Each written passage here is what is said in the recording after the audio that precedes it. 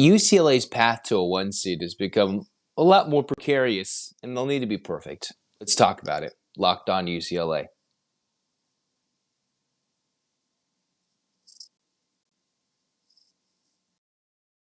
You are Locked On UCLA, your daily podcast on the UCLA Bruins. Part of the Locked On Podcast Network, your team every day.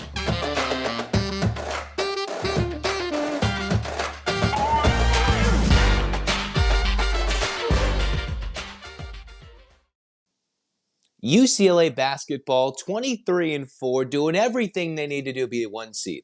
But still, not enough love. But hopefully you still love me. I'm Zach Anderson-Yoxsimer, your host for Locked On UCLA, diehard Bruins fan and D1 play-by-play broadcaster. Thanks for making it your first listen each and every day. It's free wherever you get your podcast, and it's on YouTube. So like, comment, and subscribe on social media at Locked On Bruins or at the Locked On UCLA YouTube channel. This episode is brought to you, even the weather getting to me, by FanDuel Sportsbook, the official sportsbook of Locked On. Make every moment more. Visit FanDuel.com/LockedOn today to get started. As we get started for UCLA, Mick Cronin went on his rant. We discussed it, the comical and, whatever we thought some people in the fan base might think the Bruins haven't done enough based on losing to Arizona, which would have been the key UCLA win to this point, considering how their non-conference wins have kind of gone up and down. Illinois hasn't performed, but UCLA is still very much in the conversation for a 1 seed. Unfortunately, it means they have to be perfect in a week where they have a significantly tough road trip going to Colorado and Utah. I thought that Oregon game earlier this season was the toughest of the remaining road games between Oregon, Utah, and Colorado. But don't get me wrong, Utah and Colorado will be extremely tough places to play and extremely tough teams to beat and sweep in the regular season. However, for the Bruins, despite having jaw-dropping metrics in KenPom net rankings favoring the Bruins, they sit here 23-4, 14-2 in Pac-12 play, with an opportunity to sweep this week and clinch a share of the Pac-12 regular season title, and at the very minimum, win your next three, your Pac-12 regular season champ and the tournament 1 seed, as they're currently with 6 wins in a row, 15-0 at home. I believe the only team in the country amongst all the top teams that doesn't have an ugly home loss, and all their losses have come away from home, mostly against some tough competition. But here we are, and the Bruins on the edge of a 2-3 seed as opposed to a 1-2 seed behind Arizona, and the path to a 1 seed first goes through winning every regular season game. You have to beat Utah, you have to beat Colorado, because despite Colorado's wins over 2 ranked opponents in the SEC, their weird losses have hurt their campaign. Utah has stumbled as of late. Since Utah played UCLA, they've lost 5. So those games won't add to UCLA's resume. They could add to the quad 1, quad 2, I think quad 2 at the moment, because they're road games. But the ASU game, they're on the bubble, have to win that. But it all comes down to winning the Arizona game. But you've got to win these games. But the win against Arizona is the thing the Bruins need to get. You have to win every single game out. And while there's been a lot of tumult at the top, a lot of teams flip-flopping from the wildness up top from a Houston, you've seen Kansas leapfrog UCLA, Alabama with all that, the stories coming out of that program. Who knows what's going on with the Crimson Tide? And just the rest of the top 4, the top 5. There's been so much movement back and forth just when we thought UCLA was kind of left for dead for a 1 seed in terms of, all right, you lost the end of January to USC, losing to Arizona back-to-back on the road. That's when everybody thought, all right, the Bruins might be forgotten. And then all of a sudden they crept up and everybody kept losing again. Arizona took some weird losses. And the Bruins are the front runners in the Pac-12, which a lot of people don't seem to have respect for this season, considering everybody's on the bubble besides the Bruins and the Wildcats for the most part. And all the credible wins for UCLA have become not as much, despite what some might say the eye test and the analytical point of view. The Bruins have to win the rest of the regular season, and dare I say it, can't get upset in the Pac-12 tournament. You have to maybe win it all. At the worst, get to the final and hope it's not in Arizona. and don't lose to an Arizona in the final like they did last year. Because head-to-head will matter for the committee.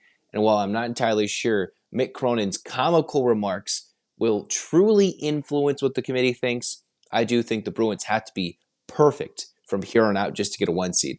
From what they've shown, at the very minimum, you have to go through win 3 of your next 4 regular season games, with one of those wins being Arizona, just to get a 2 seed in the West to play in Vegas and Sacramento. If you flip-flop those orders, it is what it is.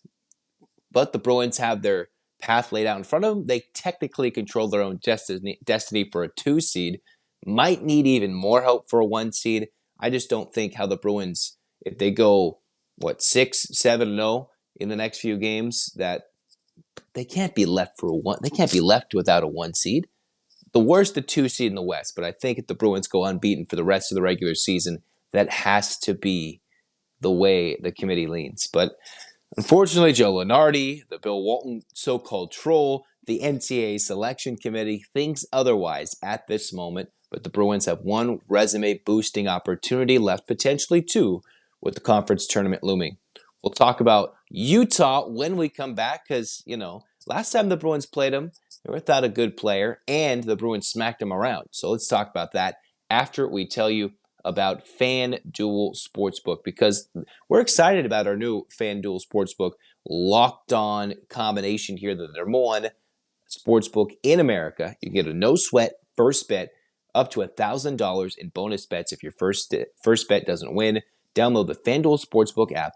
It's safe, super easy to use. And, the NBA season's at the midway point. We're turning back to the end past the All-Star break. Will the Lakers make the playoffs? Will the Clippers be bad that they got Russell Westbrook from after all it's said and done? You can go lay your bets when it comes to spread, player props, exclusive bets like 2x3, 2 3-pointers made in the first 3 minutes. Get it all. Get all the fun with FanDuel to combine your bets for a same-game parlay. No sweat first bet up to $1,000 in bonus bets back if you don't win your first bet. It's at FanDuel.com/lockedon. That's FanDuel.com/lockedon. Make every moment more with FanDuel, the official sports betting partner of the NBA, and with us here at Locked On. So as I said before the break, UCLA has to come up and take on Utah at the Huntsman Center in Salt Lake City, which is a pretty unique, fun venue. I've been there, and it's not a bad venue. It's spacious, and I'm not entirely sure how much they'll pack it out, considering the Utah Utes are now 17-11, 10-7 in Pac-12 play, and despite their 12-3 home record since they lost to UCLA, which is already 2 back-to-back losses for the Utes back in, I say, mid-January, when UCLA beat the Utes the first time, 68-49. Utah has taken 5 losses since then, which has put them from maybe in, potentially flirting with the top 25 if they had beaten UCLA and SC or even Arizona for the second time. But UCLA has watched Utah crumble. The only difference between the first matchup and this one is Utah's best player did not play in that game. So let's take a look at the first game. UCLA 68-49. They struggled to shoot the basketball early, so they only led by 9 in the first half. Remember, the Bruins could not score.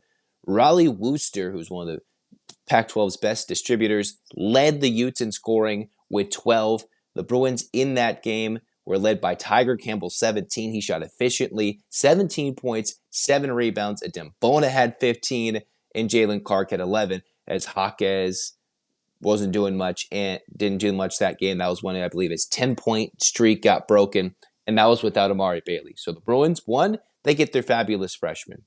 2, Utah gets Brandon Carlson, who missed that game due to illness, and I believe he played against USC a couple nights later, and only for them to get smacked by the Trojans by 15. But this is a Utah team who, when fully healthy in December, beat Arizona by 15, put up 81, kept them under 70 points. So they've got some interesting wins. They won on the road against they went on the road to Florida, got some interesting wins to beat Georgia Tech at a neutral site. They've been able to find ways to get wins in the Pac-12, but they've stumbled as of late, including most recently at Arizona by 26 in an angry revenge beatdown, and then by 8 at Arizona State to kind of push them off the bubble probably unless they sweep this weekend. So the Bruins, most importantly, they're facing a Brandon Carlson who's about 7 feet, can block shots, and he can shoot well from three, 35%er, but he is 21% in his last 6 games, I think, since playing the Oregon schools. What does Utah bring to the table? They can play, when they play good defense, the Bruins may have themselves some trouble, but it's going to come down to the interior. Nuba is day-to-day. Mick Cronin has not been able to truly give us a rough estimate of to when his return is, although I think I did see the reports, Ben Bolch saying, looked like he was moving around in practice, and the Bruins will need the depth in the post against Utah, because if Carlson's healthy, we're barring a last-minute, sit down for him like he was last time, last-minute absence, UCLA will have their hands full in the post, and even though Carlson likes to stretch it out, Utah does have a fair set of players who can all get it. Raleigh Wooster is one of those guys who would rather be a distributor more than a scorer. There's Ben Carlson, Marco Anthony, who was the leading scorer last time for Utah, and Lazar Stefanovic. These are all guys for Utah that can get it going, and they can shoot. They like to shoot the 3 ball as well. They can get it in the post. They can guard defensively in the paint. But if they get hot from 3, UCLA has to watch out with what could be potentially a packed-out house in the Huntsman Center. Not really sure how the Utah fan base is feeling about their team, considering their stumble since January, because the Bruins played them in mid-January, in a little over the month. They've taken 7 losses in Pac-12 play, from when they lost to Oregon to UCLA. Remember, that UCLA-Utah game was for first place in January. That was in first place. Now Utah stumbled more to the middle of the pack and almost out of any sort of tournament hopes other than a Pac-12 tournament run, barring a late miraculous finish to the finish line. So the Bruins will have their hands full, and we'll see how the Bruins adjust. A road environment, which we've seen UCLA come off to slow starts. They got off to a slow start against Stanford last week. Very slow start against Oregon. Could not shoot the ball against Oregon State. The Bruins are so good defensively, the Beavers couldn't do anything against them 2 weeks ago. So if the Bruins play basic UCLA basketball, get down to the cup, get easy buckets, play solid defense, they should be able to handle Utah. But the Bruins may be on mini upset alert against Utah if they hit their threes and Bona gets in foul trouble, Utah hits the post, scores in the paint, UCLA could be in for a rough one. That's all I got to say about that as we move on in Locked On UCLA.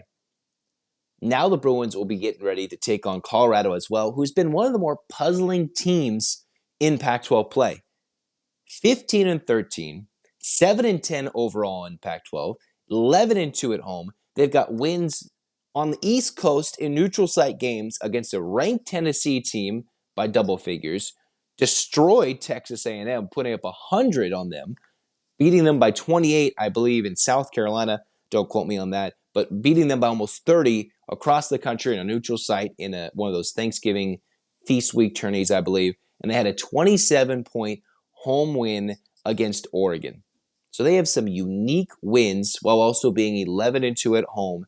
And remember, UCLA, the first time they played Colorado, had to scrap and claw for that game. The Buffaloes win what was, ironically enough, a rainy Saturday afternoon in January. And what do they get this Saturday? Hopefully everybody's sitting down watching UCLA Colorado here in SoCal. Maybe you're freezing in the other parts of the country, but SoCal will basically, most of California, will basically be like a mini freeze right now with the rain and the storm incoming.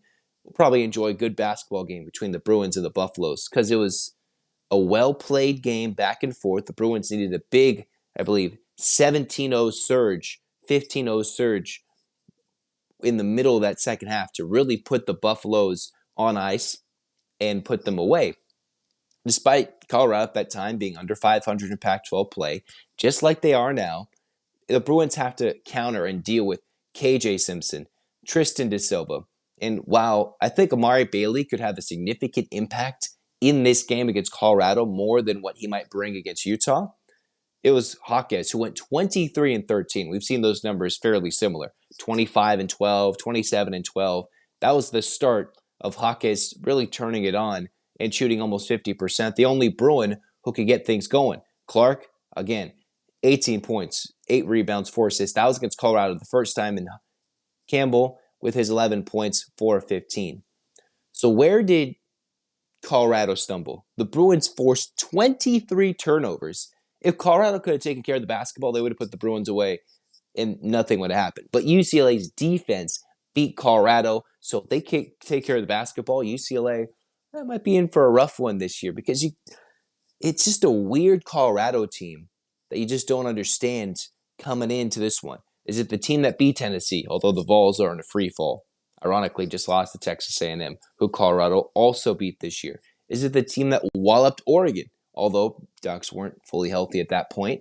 Or is it the team that competed with UCLA for 25 to 30 minutes before the turnover bug got them, and KJ Simpson and Clifford each turning it over combined almost 10 times between two players?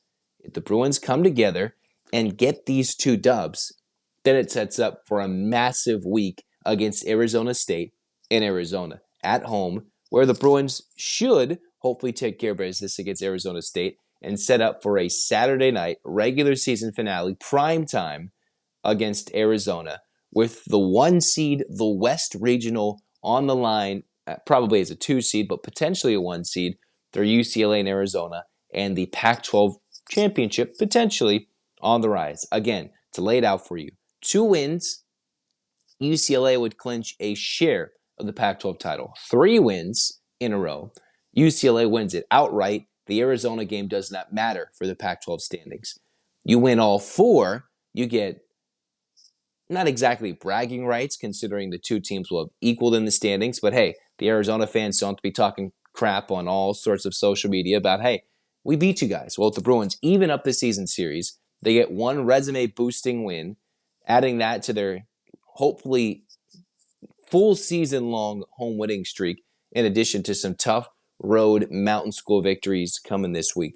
We'll talk more about UCLA football in this week, talk more spring practice, what do we think can happen in certain key battles, and then we'll look at what the UCLA women are doing. Softball's number 1, baseball kicking some more butt in the midweek, and then, hey, UCLA hoops, we got to be excited because tomorrow they take on Utah.